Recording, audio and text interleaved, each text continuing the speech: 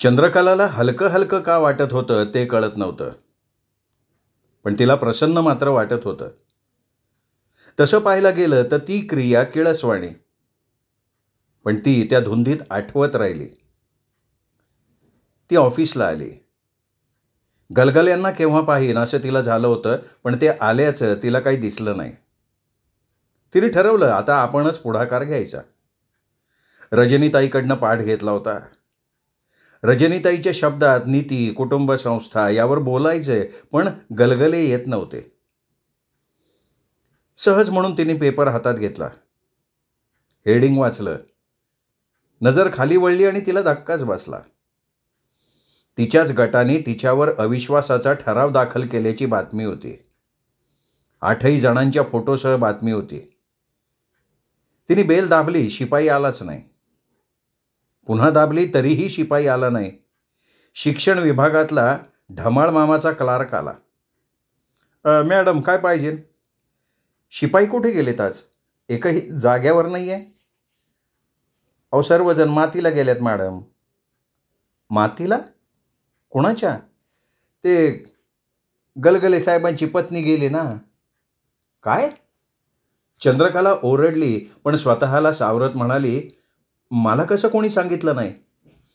Madam रात्री उशिरापर्यंत तुम्हाला फोन लावत होते सर्व. तुमचा फोन स्विच ऑफ होता आणि तुम्ही निवासावर पण नव्हता. चंद्रकला बोलली नाही. ती तशीच बसून राहिली. काय करावं ते त्यांना समजेना. आणि तेवढ्या नायकवडी बाई आल्या त्या बडबडतच. काय चाललंय हे? कसली आली ही पंचायत समिती? हां, असं घडलं तर फोन नाही वय करायचा. त्यांचं लक्ष चंद्रकलाकडे गेलं आणि म्हणाल्या, आणि काय हो मॅडम, तुम्ही नाही गेला ते? अहो मलाही आत्ताच समजलंय. काय मी लेसा बसत फोन करायला नको होता वय. चंद्रकला काही बोललीच नाही. मॅडम आपण जायचं का आता? काय हात नाही लागला तर भेटून तर येता येईल. नायकवडीबाईंनी बेल दाबली. पुन्हा शिक्षण विभागाचा क्लार्क आला.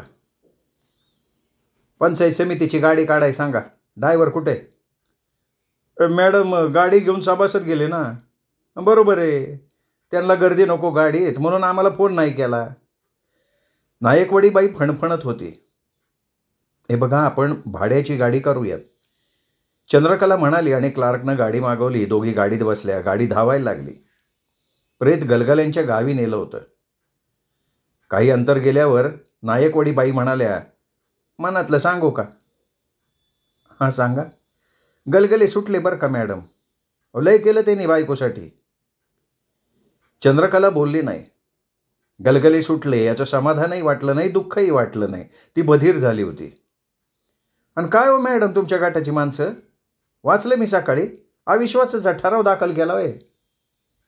चंद्रकला शांत. मग ठराव मानण्यापूर्वी राजीनामा देणार काय तुम्ही? नाही, अजून ठरवलं नाही. अहो गलगल्यांचा सल्ला तुम्हाला लय उपयोगी पडला असता, पण मला नाही वाटत आता 15-1 दिवस ते ऑफिसला येतील. कसे येणार? 10वा-12वा तरी झाला पाहिजे ना. चंद्रकलाचे ओढ बंद. एक पर्याय सुचवू का मॅडम? आम्ही देऊ तुम्हाला पाठिंबा. कशाच्या बदल्यात? घेण्या देण्याचा प्रश्न येतोय कुठं? तुम्हाला आम्ही ओळखत नाही का? विकास माहिती नाही का? त्या मेलेनी स्वतःची भाकरी करपल्यानं अविश्वासाचा ठराव आणलाय. नाही तरीही समान मतं होतील ना. अहो अविश्वासाला 3/4 मतं लागतात. चंद्रकला बोलली नाही. दोघी पोहोचल्या तेव्हा नदीवरनं माणसं आली होती. जवळची माणसं सोडली तर परगावची माणसं निघून गेली होती. गलगले खांद्यावर टॉवेल टाकून भिंतीला टेकून बसले होते. त्यांचा चेहरा बघवत नव्हता. काय बोलावं, कोणत्या शब्दांनी सांत्वन करावं ते सुचत नव्हतं. कधी घडलं हो? नायकवडीबाईंनी प्रश्न केला. रात्री 10 वाजता. आम्हा दोघींना फोनच नाही. गलगले बोलले नाहीत. दोघी बराच वेळ बसल्या. चंद्रकला वठवलेल्या प्रेतासारखी बसून होती. काहीच बोलली नाही. बरं निघतो आम्ही. गलगले फक्त हुंकारले. दोघी उठल्या. चंद्रकलानं एक नजर गलगल्यांवर टाकली. तिचे डोळे भरून आले. ती चालायला लागली. दोघी गाडीत बसल्या. मॅडम तुम्ही राजीनामा काही देऊ नका. आम्ही आहोत पाठीशी. त्यांचा तमाशाच बघायचा आम्हाला. पालकमंत्र्याच्या मर्जीने कारभार करतात. तुम्ही खंबीर राहा. आमच्यातला एक फुटणार नाही. हा. नायकवडीबाई बोलत होत्या. चंद्रकला ऐकत होती. सभापती निवासावरती आली. तिला खूप एकटं एकटं वाटायला लागलं. वाटलं रजनीताईंना फोन लावावा, पण नाही लावला. ती कॉटवर पडून राहिली. वसंतराव तापला होता. बायको थारा देत नव्हती. मित्रात तोंड दाखवता येत नव्हतं. घरात बाप कातावला होता. अशा अस्वस्थ मनस्थितीत तो कॉलेजवर आला. तो हॉस्टेलच्या वेटिंग रूममध्ये गेला. मंगलाला भेटायला आलोय. कॉलेजला सुट्टी होती. मंगला रूमवर होती. अंगावर ब्लाऊज परकर होता. शिपायानं निरोप देताच ती हवेत उडत वेटिंग रूमवर आली. तर तिथे वसंतरावाशिवाय दुसरं कोणी नव्हतं. ती धावत आली तशी वसंतरावांनी तिला बाहुपाशात घेतली. अहो हे काय, कुणी पाहिलं तर? पाहू देत. अहो सोडा, हॉस्टेल आहे. कुणी पाहिलं तर माझी सुट्टी होईन. ती कशी तरी बाजूला झाली. बोला ना, का आला? तुझी सुट्टी काढायला. सुट्टी? हो. तुला घेऊन मला कुठेतरी खूप दूर जायचं आहे. अहो पण मला कसं येता येईन? का? अहो सोमवारी माझी परीक्षा आहे. मग आज जाऊ, सोमवारी सोडतो तुला. आणि माझा अभ्यास? मी महत्त्वाचा आहे का अभ्यास महत्त्वाचा आहे? वसंतरावात एवढा उतावळेपणा कुठून आला तेच तिला कळेना. तिला यमुनाबाईंची आठवण आली. यमुनाबाईंचा सावधानचा शब्द आठवला आणि ती सावध झाली. नाही, आज नाही जमायचं, बघू नंतर कधीतरी. नाही, आजच जायला हवंय. काय येड लागलंय का तुम्हाला? हो, वेड लागलंय, पागल झालोय. मला हवी आहेस तू. तो भावनावश झाला, काकुळतीला आला. अहो माझी परीक्षा आहे हो, प्लीज. ती परीक्षा गेली खड्ड्यात. ऐकणार नाही का तू? नाही ऐकणार. तिला जवळजवळ ओढत तो म्हणाला, मंगला प्लीज. मंगला दूर सरत होती आणि तो अजगरहून तिच्याकडे सरकत होता आणि त्याचवेळी शिपाई दारात येऊन उभा राहिला. तुम्हाला दोघांना ऑफिसमध्ये बोलवले. दोघेही दचकले, घाबरले. मंगलाच्या तर डोळ्यातच पाणी आलं. अहो रेक्टरबाईंनी बोलवले, जावा, नाहीतर मग. मंगलाचा नाईलाज झाला. मनात अनेक शंका. लांबून पाहिलं का, ऐकलं का, बोलवलंय कशासाठी? या या. रेक्टरबाईंचे डोळे गरगरत होते. दोघे समोर जाऊन उभे राहिले, शिपाई दारावर. कोण तुम्ही मंगलाचे? वसंतरावाला कुठलं नातं सांगावं हा प्रश्न पडला. मी विचारतेय, ही कोण आहे तुमची? बहीण, नातेवाईक? नातेवाईक. कोणतं नातं आहे तुमच्या दोघात? वसंतराव कैचीत मंगलाचं अवसान गळालेलं. आम्ही. बोला बोला बोला, पण खरं खरं बोला. हां. वसंतरावांनी तोंडाला टाके घातले. मंगला, अगं तू शिक्षिका होणार आहेस. शाळेतल्या मुलामुलींसमोर तुझा आदर्श असणार आहे. तू खरं बोलावंस अशी अपेक्षा आहे. मंगला मोडून गेली होती. ती काय बोलणार? तिला हुंदका फुटला. या या, इकडे या आणि बघा हे. रेक्टरबाईंनी कॉम्प्युटरच्या स्क्रीनकडे बोट केलं आणि माऊस हातात घेतला. मी दाखवते तुमच्या दोघातलं नातं तुम्हाला. बघा. स्क्रीनवर वेटिंग रूममध्ये घडलेला प्रसंग दिसत होता. वेटिंग रूममध्ये कॅमेरे आहेत. तुमच्यासारख्या तरुण तरुणीला भानगडी करायचं हे लॉज नाही आहे. तुम्ही कोण आहात हे मला कळलंय. मंगले, तुझी बॅग उचल आणि चालते हो. मंगला अक्षरशः रेक्टरबाईंच्या पायावर कोसळली. अहो मॅडम, चुकलं, पुन्हा नाही असं होणार. नाही नाही, तुझी लायकीच नाही आहे ग शिक्षिका व्हायची. तुला जबाबदारीच माहिती नाही आहे. शिकायला लायकच नाही आहेस तू. मंगला आक्रोश करत होती. वसंतरावाचा दगड झाला होता. शेवटी रेक्टरबाईंना दया आली. भानगडी घरी करा, भानगडी लफडी घरी. हां, इथे नाही चालणार. मॅडम, हे नाही परत येणार इथं. मी शपथ घेऊन सांगते, हे परत कधीच येणार नाहीत इथं. वसंतराव ताड बाहेर पडला. सांत्वनाच्या स्वरात रेक्टरबाई म्हणाल्या, मंगला, अगं तरुण आहेस. भविष्याचा विचार नाही का तुला? पायावर उभी राहा. हे बघ, अगं शरीराला कोणाच्या भूक नसते, पण समाजाने त्याला काहीतरी मर्यादा घालून दिली आहे. लग्नानंतर बंधन असतं का कोणाचं? हां, पुन्हा चूक करू नकोस, जा. मंगला मॅडमच्या कचाट्यातनं सुटली, पण तिच्यापुढे प्रश्न होता की आता इथून पुढे वसंतराव पैसे पाठवतील का? आणि त्यांनी पैसेच आपल्याला पाठवले नाहीत तर आपल्या शिक्षणाचं काय? आपण शिकायचं कसं? जिल्ह्यातल्या वृद्ध कलाकारांचा मेळावा होता. शासनाच्या वतीनं त्यांना वृद्धापकाळात आधार म्हणून अनुदान दिलं जातं. जिल्हाधिकाऱ्यांच्या हस्ते निधीचं वाटप होतं, पण श्रेय पदरात पाडून घेण्यासाठी आमदार, सर्व पंचायत समित्यांचे सभापती, तहसीलदार तिथे हजर होते. चंद्रकलाही आलेली होती. सुरुवातीला काही निवडक कलाकारांनी आपली कला सादर केली. कोणी एकच प्याल्यातला सुधाकर उभा केला, कोणी भजन म्हटलं, कोणी लोकगीत म्हटलं. एका वृद्धेनं तर लावणी सादर केली. त्या वृद्धेचं वय झालं होतं, पण आवाज तरुण होता, ताजा होता, खडा होता. प्रेक्षकांनी उत्स्फूर्त दाद दिली. टाळ्यांचा कडकडाट झाला. चंद्रकलेच्या काळजात त्या वृद्धेनं घर बांधलं. अनुदान वाटून झालं. कार्यक्रम संपला. चंद्रकला स्वतःहून त्या वृद्धेच्या जवळ गेली. कुठे जाणार आहात तुम्ही आता? मी पिंजऱ्यावर. पिंजऱ्यावर? अगं बाया, पिंजरा माहीत नाही वय तुला? अगं महाराष्ट्रात मशहूर आहे की. तरीही चंद्रकलेची ट्यूब काही पेटली नाही. कराडच्या पुढे बघा. आत्ता तिकडे निघालात का तुम्ही? वय की. मग चला माझ्या गाडीत. तुमच्या गाडीत? हो. नाही बाया, तुम्ही मोठी माणसं, मी जाईन आपली एस टीने. चला, कराडवरून पाहिजे तर पुढे एस टीने जा. हां. चंद्रकलाने आग्रहाने तिला आपल्या गाडीत बसवलं. ती एवढा आग्रह का करते हे त्या वृद्धेला कळलं नाही. बहुतेक तिला वाटलं आपल्या आवाजाची जादू असावी. दोघी मागच्या सीटवर बसला. ड्रायव्हर गाडी चालवत होता. फार सुंदर म्हटली तर लावणी तुम्ही. मला आवडली. गळा गोड आहे तुमचा. आता काय ऐकताय? तरुण होते तेव्हा ऐकाय हवी होती. अख्खा फड माझ्या जीवावर चालायचा. घरी कोण असतं? नाही, कोण नाही. म्हणून तर सरकार पैसे देतं ना. म्हणजे मुलं वगैरे कोणीच नाही? नाही म्हणायचं यमुनाबाईच्या जीवावर आलं, पण ती काही बोलली नाही. हे बघा, हे मी आपुलकीनं विचारते. हां, सांगणं कठीण जात असेल तर नाही कशी मानणार हो. पण कुठं बी असू द्या, पोरं पण सुखात असू द्या. मुलगा आहे का तुम्हाला? यमुनाबाई गप्प. नजर हरवून टकामका बघत राहिली. मग झपाटल्यासारखी बोलायला लागली. हाय, मुलगा हाय, पर माझ्याजवळ नाही त्यो. अच्छा, म्हणजे वेगळा राहतो? नाही, तो नाही, तसा नाही. त्याला देवानंच वेगळा केला. हे बघा, माझी मदत हवी असेल तर सांगा. मी तुमच्या मुलाला समजावून सांगेन. त्या बिचाऱ्याला हाय का मेली हे बी माहिती नसन. म्हणजे लहानपणीच गेला का तो? हां, पर तो गेला नाही बरं का, त्याने नेला. आता तो कोण? मौज मजा केली, पोर झालं, गेला पोराला घेऊन मुडदा. पण कोण तो?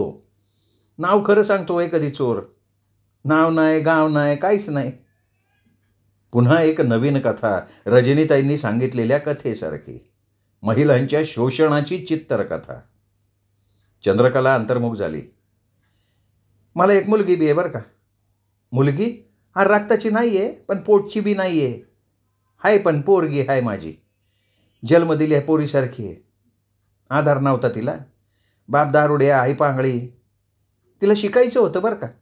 पैसे मिळवायला आली पिंजऱ्यात, पण देव धावून आला. आता शिकती साताऱ्यात. देव धावून आला? वय की, देवच तर काय. गाणं ऐकायला यायचा. तुम्ही कशा माझ्यावर भाळल्या, तसा तो भाळला तिच्यावर. आता तोच शिकवतोय तिला. मास्तरीन होईन बरं का माझी पोरगी 2 सालात. ती मास्तरीन झाल्याचं पाहिलं ना का डोळे मिठाय मी मोकळी बरं का. अरे वा, गुणी आहे तुमची मुलगी. 15 रुपये आहे. कमळासारखी पोरगी, डोक्यानं साहेबासारखी. सारखं मिलीचं आय चालू असतं. लय लाळा बरं का. तुमच्या मुलीला मी नक्की भेटीन. भेट ग बाया, भेट. तिला मदत कर. ती शिकून मोकळी झाली ना की कुठंतरी शाळेत चिकटव तिला. अगं तू साहेबी नाही, वळखी पाळखी असतील की तुझ्या, कुठंतरी चिकटव बाया तिला. मी होऊन तिला भेटेन. सातारला कामानिमित्त सारखं जाणं होतंच माझं. पोरीचं ते मास्तरीन व्हायचं कॉलेज ग. काय नाव बाया, मला काही येत नाही बघ. आणि हे बघ, यमुनाबाईने पिशवीतनं छोटा फोटो काढला. अशी हाय बघ माझी पोरगी. बघ की बघ, कशी नक्षत्रासारखी हाय का नाही. चंद्रकलानं फोटो हातात घेतला. तिचा हात थरथर कापायलाच लागला. तिचा विश्वास बसेना. वसंतरावांचा पाचवडला रस्त्यावर मुका घेणारी हीच ती मुलगी. यमुनाबाई एकटी मंगलाचं गुणगान ऐकवत होती. चंद्रकला मात्र विरघळत होती, आतल्या आत फुटत होती. खरं तर तिने वसंतरावांशी संबंध तोडले होते. तरी हे असं का होत होतं? वसंतराव मनातनं अजून का निघत नव्हता? तिला गलगल्यांची दाटून आठवण आली, पण ती थुंकली. गलगल्यांच्या पुरुषीपणाची तिला किळस वाटली. तिला इन्स्पेक्टर मोरेंची आठवण आली. काही वेळ तिने गलगले आणि मोरे यांच्या तुलना केली. मोरेंना संसार होता, बायको होती, मुलं होती. मौज मजा म्हणून तो शरीर सुखाकडे बघत होता. गलगले मोडक्या संसाराचा वाहक. अनेक दिवसांपासून त्याचं शरीर उपाशी होतं, पण तो वखवखलेला नव्हता. आपलं मन इन्स्पेक्टर मोऱ्यांना पसंत करत होतं. आज मोरेंची आवश्यकता होती. तिने मोबाईलवर बटणं दाबली. मोरे साहेब, मी सभापती बोलतीये. हां, बोला बोला मॅडम, बोला. रात्री उशिरा या. सभापती निवासापासून गाडी लांब ठेवा. तिने मोबाईल बंद करून टाकला. काय होतंय हे कळण्यापूर्वी काळीच धडधडायला लागलं होतं. सर्वांगांना कापरं भरलं होतं, घाम फुटला होता. आपण करतोय ते बरोबर का चूक याचा हिशोबच लागेना. ती तडफडायला लागली. शरीराची भूक मेली. वाटायला लागलं फोन करावा, येऊ नका असं सांगावं. मन अस्वस्थ, बेचैन. ती उशिरा आली निवासावर. वरांड्यात गलगले बसले होते. तिला नवीनच धक्का. तुम्ही? गलगले बोलले नाहीत. अहो, अजून तुमची रजा शिल्लक आहे. मी आलो तुमच्यासाठी. एक गोड लहर शरीरात दौडून गेली. उद्या अविश्वासाचा ठराव सभागृहात चर्चेसाठी येणार आहे. तुम्हाला मदत करायला आलो. तुम्ही नव्हतात, मग थांबलो. अविश्वासाच्या ठरावाला मी सामोरी जाईन. नाही, ते माहिती आहे की मला. अविश्वासाचा ठराव मंजूर होण्यासाठी 3/4 बहुमत माहिती आहे गलगले मला. मग ठरावावर चर्चा करताना उत्तर द्यायला मी समर्थ आहे गलगले. मग काय करू मी? मी जाऊ? ते तुम्ही ठरवा. तसा मी रजेवर आहे. वर्धनेंकडे चार्ज आहे, पण राहावे ना म्हणून आलो. ती काहीच बोलली नाही. मी निघतो. एवढ्या रात्री कुठे जाणार गलगले? मोटरसायकल आहे की माझी. गलगले निघाले. तिचा स्वतःवरचा ताबाच सुटला. दोन्ही हातांनी त्यांच्या छातीवर थडा थडा मारत ती रडत बोलायला लागली. गलगले, अहो का छळताय मला? का माझ्या मनात घर केलंय तुम्ही? का माझ्या मनातनं जात नाही तुम्ही? गलगले काही बोलले नाहीत. तसे शांत उभे होते. तिच्या दुःखाची तीव्रता कमी झाली तसे ते शांतपणे खुर्चीत बसले. तीही मुसमुसत बसली. बोचरी शांतता पसरली. मग नाक ओढत, डोळे पुसत बोलत राहिली. कुणीच नाही आहे का या जगात माझं? सासरच्यांनी वैर साधलं. तुमचा आधार वाटला तर तुम्ही हे असे. अहो, कुठलाही निर्णय भावनावश होऊन घेतला तर काय होईल? सांगा ना, काय होईल? आणि ही बंधनं मलाच का? मलाच का ही कुंपणं? ज्याच्या नावानं मी कुंकू लावते तो तिकडे मंगला नावाच्या मुलीच्या मागे नाचतोय. मग मीच का असं राहावं? हे बघा मॅडम, त्यांनी ते केलं म्हणून मी हे केलं पाहिजे हा विचार तुम्हाला दुःख देतोय. प्रत्येकाची वागण्याची, जगण्याची पद्धती वेगळी वेगळी असते. मग तुमची पद्धत कुठली तेवढे सांगा. मागे तुम्ही तुमच्या पत्नीचं कारण पुढे केलं होतं, आता कुठलं करणार? गलगले शांतच राहिले. आणि नसीन मी आवडत तर पुन्हा पुन्हा माझ्यासमोर काय येताय तुम्ही? आज तर मी. तिने शब्द गिळले. काय आज काय? काहीही करेन मी. तुम्ही कोण विचारणार? तेही खरंच आहे. मी कोण? खरं आहे, तुम्ही कोण माझे? माझं चुकलं मॅडम. मी आज यायला नको होतं, नाही का? जायला हरकत नाही, पण शक्यतो लवकर जा, कारण ते आत्ता येतील. दुसऱ्या कोणाच्या स्वागताला तुम्ही आसुसल्या असाल तर मी निघतो. काय हौसेनं करते का मी सगळं? नवरा तसा, तुम्ही असे परक्यासारखं बोलणं सतत. मला मन आहे, शरीर आहे, याचा विचार. अपमानाशिवाय मला काय देताय तुम्ही? खरंय मॅडम, मी काहीच नाही दिलं तुम्हाला. पण मॅडम आता देतो. सल्ला देतो, मनापासनं देतो. मानायचा किती किंवा मानायचाच नाही किती हे तुम्ही ठरवा. तुम्ही समाजाचं प्रतिनिधित्व करता. तुम्ही लोकप्रतिनिधी आहात, म्हणजे तुम्ही समाजासमोर एक आदर्श आहात. पण तरी सुद्धा मी माणूस आहे. मला भावना आहेत, मला शरीर आहे. पण त्याहून मोठं तुमचं वर्तन आहे मॅडम. एक संदेश आहे. लोकांच्या समोर प्रतिमा आहे. क्षणभर लोकांचा विचार द्या सोडून. स्वतःच्या मनाला प्रश्न विचारा, त्याची अनुमती घ्या. आयुष्यभर जखम घेऊन जगू नका मॅडम. ती काहीही बोलत नव्हती. गलगले शब्दांचे आसूड ओढत होते. मॅडम, पुराणात शर्मिष्ठा अमर झाली. का झाली? सीता अमर आहे. काय?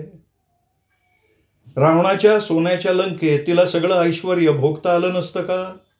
का नाकारलं तिने? का गोडवे गातात सीतेचे? प्रत्येक स्त्रीनं अन्याय झाला की शरीर सौदा करायचं ठरवलं तर काय घडेल? आणि अन्याय अन्याय म्हणजे तरी काय हो? न्याय विचारात न घेणं म्हणजे अन्याय का? कुटुंब संस्थेत अन्याय झाला की त्यापूर्वीचं सुख न्याय सगळं विसरायचं? राहत्या घराला आग लावायची का?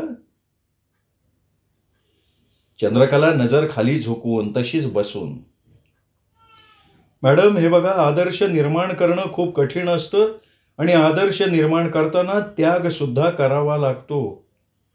असामान्य माणसं असतात ना, ती आदर्श निर्माण करतात. पण मी सामान्य आहे ना गलगले. मग सामान्य आहात ना तुम्ही, मग देऊन टाका राजीनामा. मांडा शहरात दुकान, करा व्यापार शरीराचा. गलगले भडकले होते, पण त्यांनी स्वतःला सावरलं. सॉरी मॅडम, माझंच चुकलं, मला माफ करा. गलगले बाहेर पडले. चंद्रकलाचा कितीतरी वेळ पुतळा झालेला होता. ती भानावर आली तेव्हा इन्स्पेक्टर मोरे समोर उभे होते. का आलाय तुम्ही? चला चालते व्हा. चालते व्हा. एवढ्या रात्री इथे यायचं कारणच काय म्हणते मी? तुम्हाला काही लाज लज्जा आहे का नाही? कोठीवरची बाई समजलात का मला? चंद्रकला प्रचंड भडकली. ती आत गेली. तिने आतून दरवाजा बंद केला आणि हंबरडा फोडून ती रडायला लागली. श्रोते हो, तुम्ही ऐकताय जगन्नाथ शिंदे लिखित मॅडम ही कादंबरी. आजचा भाग इथेच संपला. पुढचा भाग ऐकण्यासाठी उद्या भेटूया दीपक रेगे कथाकथन चॅनलवर.